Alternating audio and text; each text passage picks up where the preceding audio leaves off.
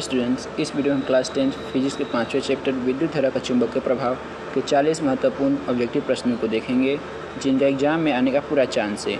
और यदि आप चाहते हैं कि बोर्ड एग्जाम में इस चैप्टर से एक भी ऑब्जेक्टिव क्वेश्चन ना छूटे तो वीडियो को लास्ट तक देखिएगा। चलिए वीडियो को शुरू करते हैं।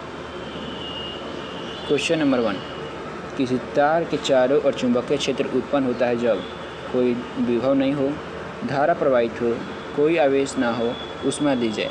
इसका सही आंसर होगा ऑप्शन बी, धारा प्रवाहित हो। क्वेश्चन नंबर 2, चुंबकीय क्षेत्र की दिशा ज्ञात करने के लिए प्रयोग किया जाता है Fleming's right hand rule, Fleming left hand rule, कैक्रू rule, right hand thumb rule. इसका सही आंसर होगा option D, right hand thumb rule. Question number 3, चुंबकीय क्षेत्र रेखाएं होती है खुली, बंद, सीधी, कोई नहीं। इसका सही आंसर होगा ऑप्शन बी, बंद। चुंबकीय क्षेत्र रेखाएं बंद होती हैं। क्वेश्चन नंबर 4, विद्युत धारा के चुंबकीय प्रभाव का खोजकर्ता कौन था?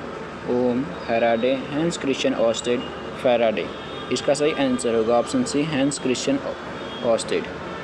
क्वेश्चन नंबर 5, किसी सोलेनॉइड में चुंबकीय क्षेत्र का स्वरूप होता है बैटरी जैसा, चुंबक जैसा, पंखे जैसा, कोई नहीं। इसका सही आंसर होगा ऑप्शन बी, चुंबक जैसा। एक सरल विद्युत मोटर में किस सिद्धांत का उपयोग किया जाता है? धारा का रासायनिक प्रभाव, विद्युत चुंबकीय प्रभाव का द्वारा बल, ऊष्मीय प्रभाव, गुरुत्वाकर्षण बल। इसका सही आंसर होगा ऑप्शन नंबर बी, चुंबकीय प्रभाव द्वारा बल। क्वेश्चन नंबर 7, मोटर घूमने वाला भाग होता है स्टेट्स, आर्मेचर, बैटरी, कंप्यूटेड। इसका सही आंसर होगा ऑप्शन बी, आर्मेचर।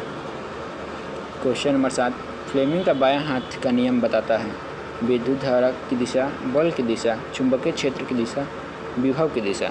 इसका सही आंसर होगा ऑप्शन बी, बल की दिशा। बायां हाथ यानी बल और दायां हाथ यानी कि विद्युत धारा की दिशा।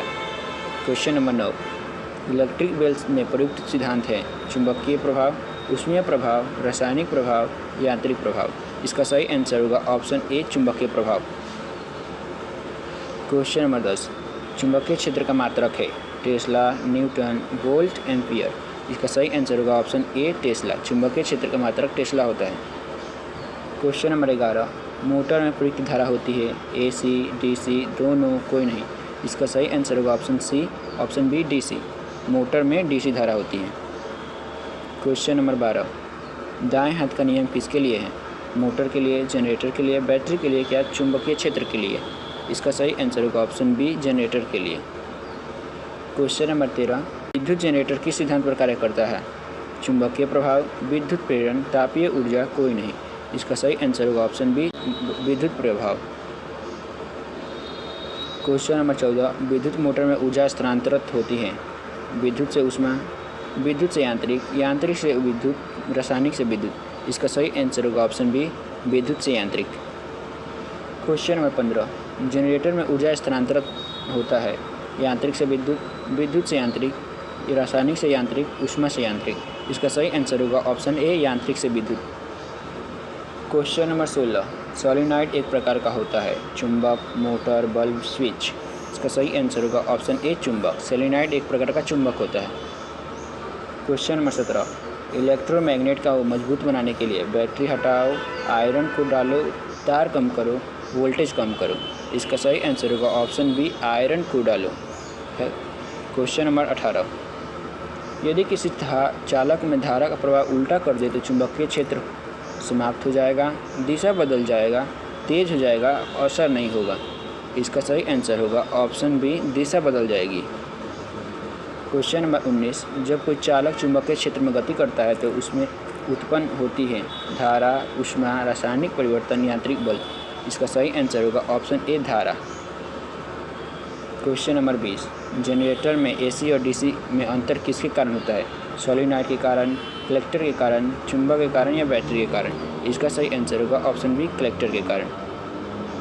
क्वेश्चन नंबर 21, जनरेटर का उपयोग होता है प्रकाश के लिए, बिजली उत्पादन के लिए, कंप्यूटर के लिए, वाईफाई के लिए।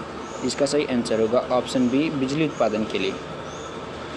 क्वेश्चन नंबर 22, मोटर और जनरेटर में क्या समान होता है? घूर्णन भाग, विद्युत भाग, बैटरी भाग या कोई नहीं?